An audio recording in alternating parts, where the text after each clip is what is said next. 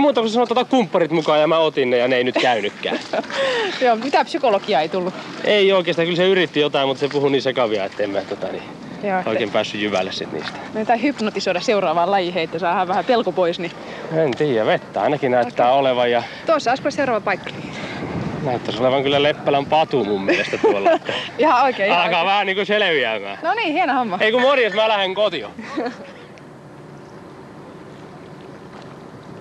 Hyvää päivää. Täällä on urheilijan näköisiä miehiä lisää. Niin näyttää olevan myöskin vastapuolella. Terve. Isometsän Järille pitäisi saada vähän vauhtia, onnistusko? No tässä on semmonen peli, mikä melkein menee 200, et eiköhän täällä jotain järjesty. Joo, mä oon vähän huolissaan, kun se menee niin hiljaa hiihtämällä, niin pitäisi saada vähän enemmän vauhtia. Jaa, tänään kokeillaan semmoista sitten. Hurjalta näyttää, mutta ei sinne mitään. Ei muuta kuin minä tuonne vastarannalle, niin mennään kokeilemaan. Näin tee.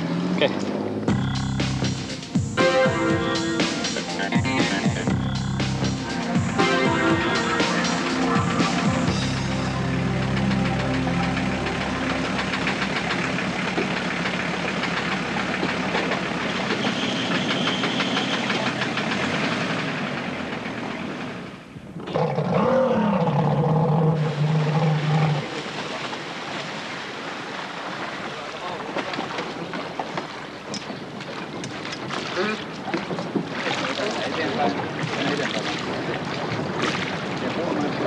Se tulee näin, eli vedä itsestä taaksepäin.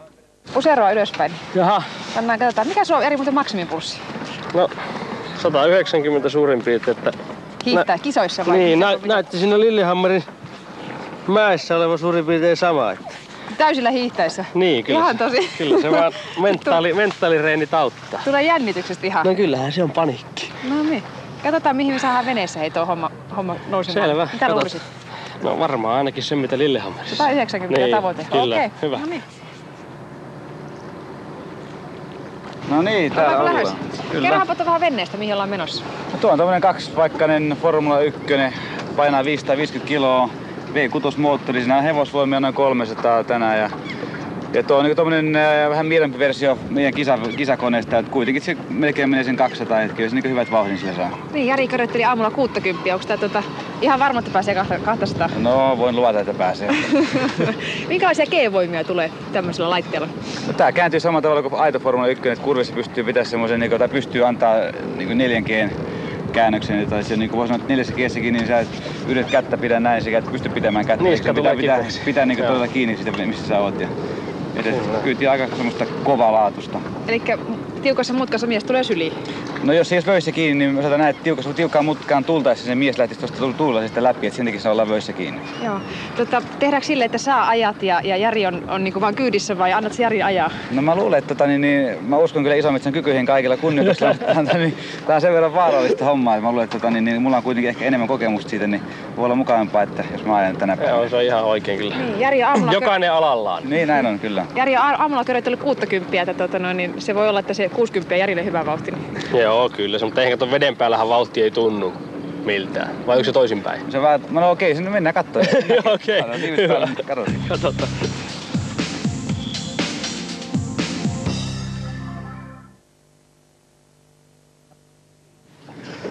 Miten se on, kun tästä formulaveneilystä on sanottu, että tämä on vähän semmoista niinku olisit ammeessa ja vaimo hakkaisi sua mattopiiskalla selkään ja itse repisit 500 siellä?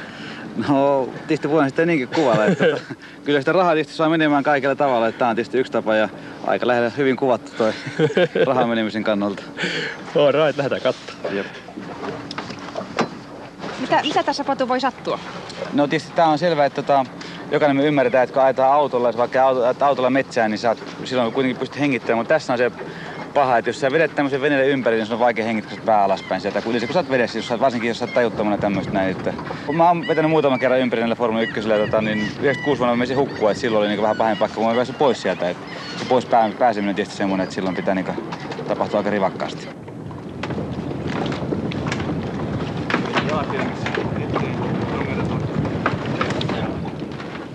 Jos jotain tapahtuu, niin molemmat aukaistaan vyöt. Mä aukaisin tästä tän. Ja silloin me katsotaan, kumpi lähtee ensimmäisenä ulos. Mulla on ihan sama, että se ensin tai minä. Tuleeko tänne vettä heti? Jos tää menee ympäri tulee. Täällä ei pidä mistään kiinni. Eli kaikkein paras siitä, että kun vetää, jos tää menee ympäri, niin vyöt auki. Mä aukaisin tän. Sä menet ensin ulos atun perässä. Joo.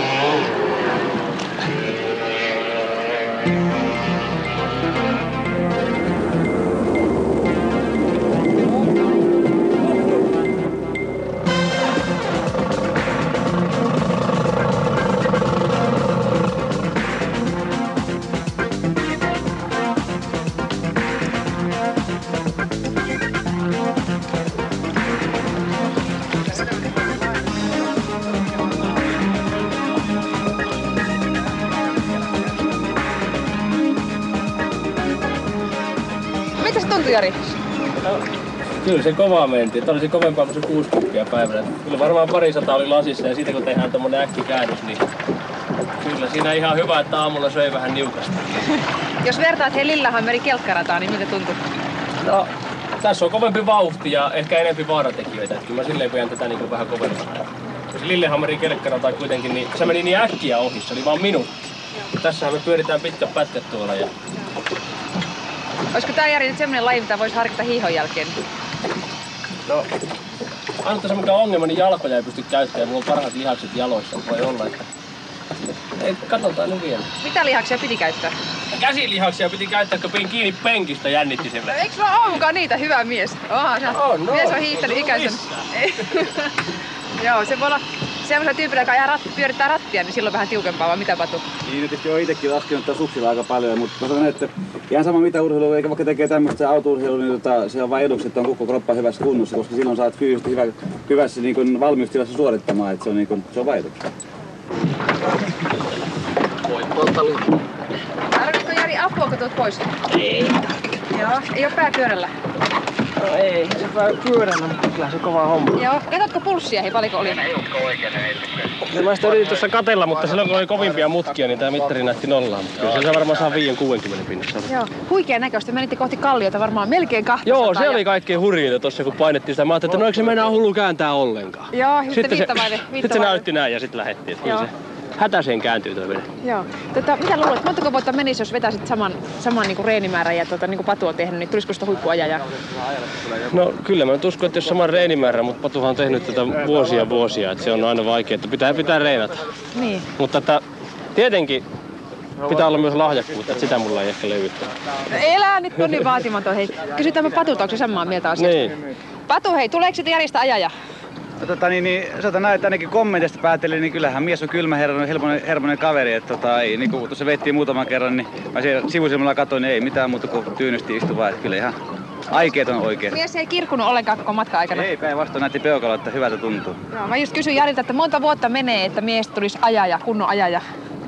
Niin, no se on tietysti sehän on semmoinen asia, mikä vaan näkee, että kun pistää miehen rattiin, niin sitten näkee, että onko ensin kykyjä, että uskaltaako, mutta kyllä mä uskon, että Jari ainakin semmoinen kaveri, että näyttää, että ei pelkoa ainakaan mikään ongelma. Tuo on aika huikean näköistä, sä viet kohti kalliota ja käännät 5 sekuntia ennen, tai ilmeisesti 2 sekuntia ennen. Kuinka lähelle sitä uskaltaa ajaa? No tuossa oli vielä matkaa vaikka kuinka paljon, että ei tullut vielä lähelläkään, mutta se järki oltava siinä päässä, kun mä kuitenkin pystyn suhteuttamaan sen, että kuinka nopeasti tämä vene pysähtyy, jos jotain sattuu, niin mä kuitenkaan koskaan mene niin lähelle, että se menisi sen rajan yli, että sitten jos se kerkeekin pysähtyä ja sitten sattuu jotain, se menee kallio, että kuitenkin sen verran turvaväli pitää olla, että ei tapahdu mitään. Itse kun ei osaa suhteuttaa sitä veneen kääntymistä, niin tuntuu, että ollaan mennyt jo niille, että millään ei käänny enää, että kallion mennään ja sitten yhtäkkiä vaan se puhkas. No niin, Isometsä. Hyvä, ei mitään. Oliko edes mukavaa? Kiitoksia Patu. Kiitoksia. Se oli hienoa. Joo, saatiin Isometsä vähän vauhtia. Kyllä, se oli. Oli tää kovempaa kuin se mikroatolla. Oliko? Niin varmaan. Vähän lujempaa mentikö 60. Kyllä.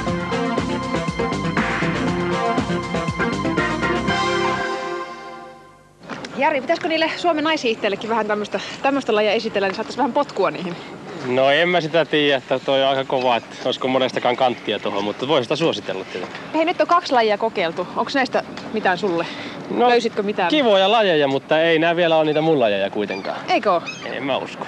Joo. Parempiakin on. Niin, kylmää oli vähän, eikö ollut? On vähän vilakkaa. Joo, pitäisikö me pikkasen lämpimämpiin vesiin lähteä tekemään? Hei, nyt mä keksin.